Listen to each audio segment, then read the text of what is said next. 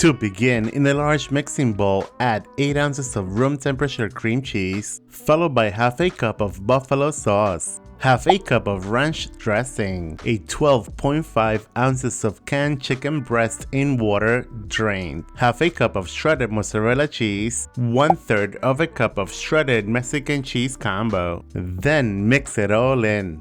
Stir the mixture until well combined. It is okay if the buffalo chicken dip is a little bit lumpy, no worries. Meanwhile, preheat the oven to 350 degrees Fahrenheit, which is 177 degrees Celsius. Why did the chicken dip itself in buffalo sauce? To become the buffalo chicken dip, of course. I know, me and my corny jokes. Okay.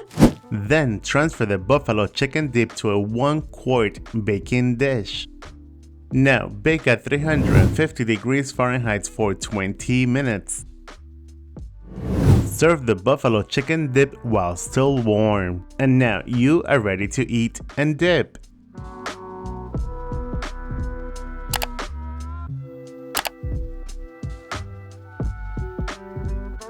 There you guys have it, buffalo chicken dip. Enjoy. Buen provecho. Thanks for watching. See you later. Bye.